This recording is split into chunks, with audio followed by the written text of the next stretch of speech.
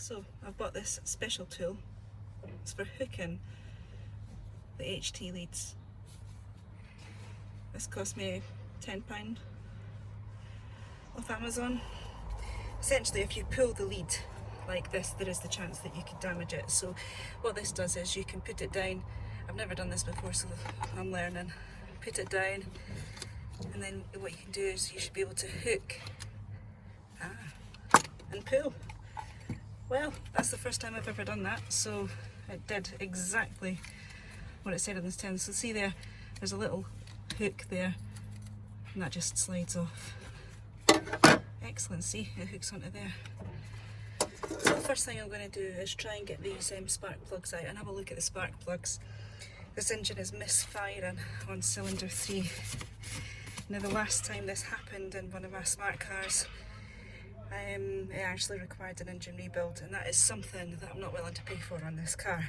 So I'm hoping that it works. Spark plugs, HT leads, a new coil pack, well not new coil pack, but I've got it off a salvage car, and see if that actually helps it run a little bit better.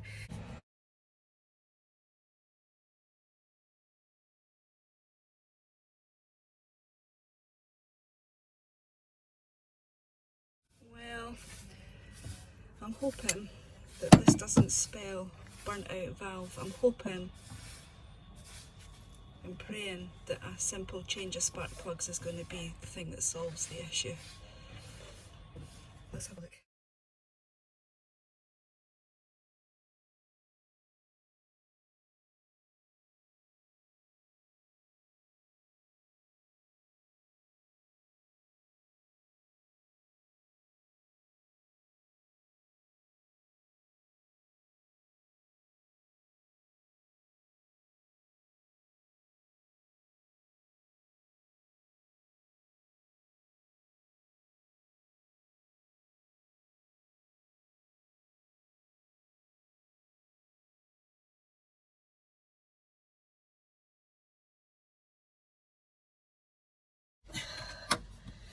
So the next thing to do is try and get this back on now, but I reckon in there, use my magical tool.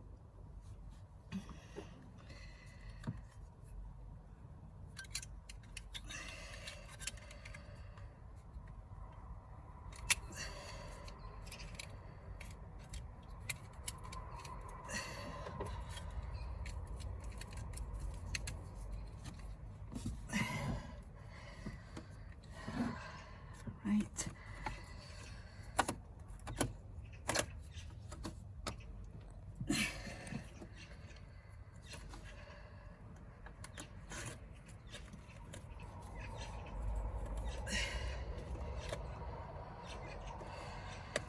So I had to stop filming because I was having a bit of a mare. So I managed to get that HT lead off, and it goes underneath there and comes up here. Now, some people probably moan at me for doing this, but I had to try and wire that back round in there, and I couldn't get my hands in. So it's going to stick up here, but it's not getting stuck on anything. The lid closes fine, and so that's that. So then, once I did this top one, to be honest, that spark plug was all right, but moving down here, you can see right here, this is the second HT lead, and it attaches to the coil, which is right here, coil pack, and then it goes down. I can't really see, sorry. It goes down into the cylinder head. It's quite deep down, so again, this really handy tool helped with that. But what I did, to be honest, to get those off of there, was I used these. These are artery clamps.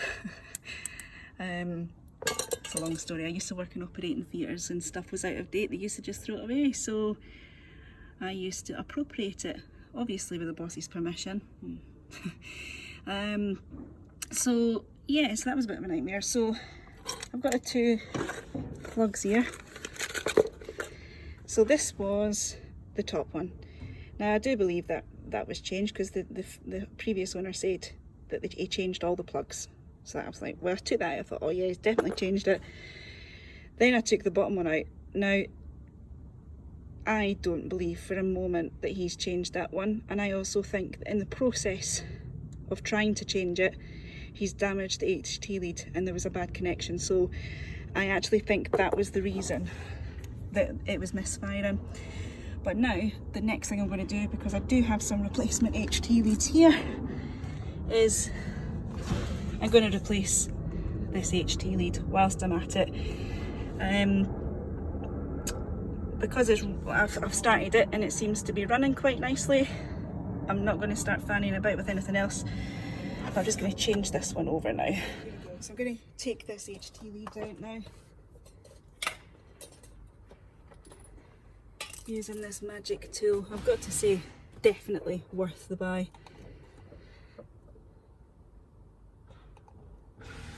I'm gonna, where does that go?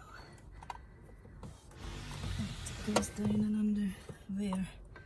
So this should be interesting. Right, let's get this off.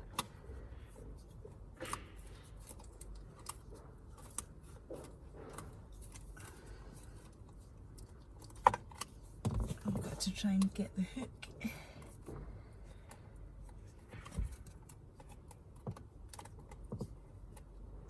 Ah, there we go. Sorted.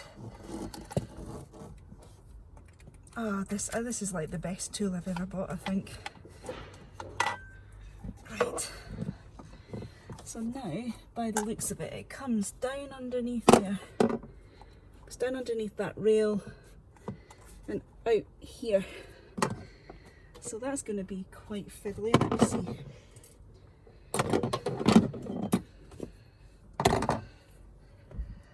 Let's use these things. Actually,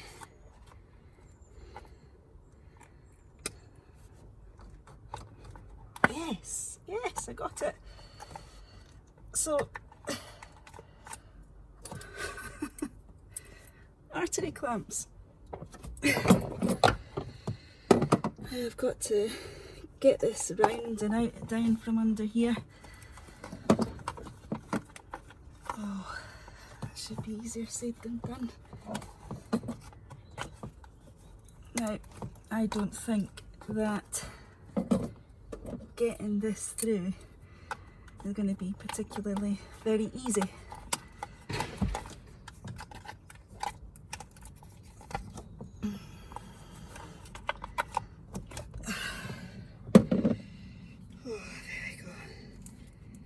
So you can see it's so I'm going to pass this back down now. So the way that I found easiest was to go where the oil cap is, down here, grab the HT lead and push it onto the coil. So now, don't know if you can see through there, I've pushed it down onto the coil. Now I did try and feed it back through there, but I just can't fit my hands down there, and I'm not really 100% sure about taking this off, because I've never done this before, so this is a first time for me. This is why I'm filming it, because hopefully someone is in a similar position to me. A couple of weeks ago I also changed this exhaust heater. I can tell you how I did that, but sadly I didn't record the video to do that. But it was a more time consuming because of taking the panels and everything off, because I've only had this car a few weeks and I knew it had some issues when I bought it, but I saw it as a challenge, so I decided to take my stethoscope along, and I listened, and I knew that it was failing. So when I test drove it, I knew that at the time, and it drove fine. And then my wife started using the car, and then it started coughing and spluttering, and then the engine management light came on. So there's builders in the background, my builders to be exact. So when I plugged it in using my Old Faithful, it told me that it was P303, and that dreaded cylinder 3, which I had before. Well, let's just say, luckily, the spark plug change and lead change has seemed to have done the trick. So I'm going to pop this on and then I'm going to start the engine and let's see how it sounds. So I'm going to use this magical tool again.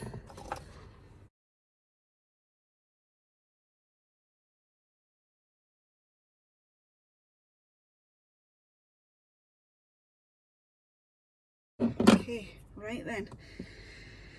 Let's go and see if this starts and see what it sounds like.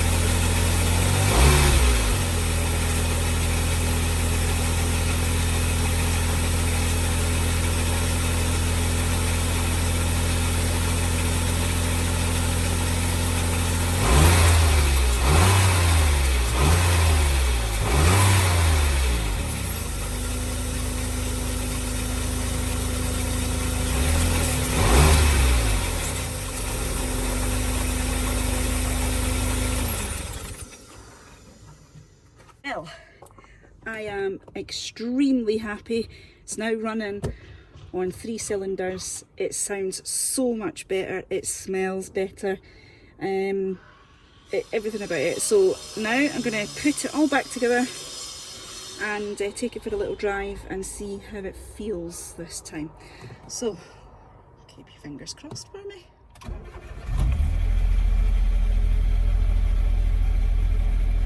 Engine light's gone off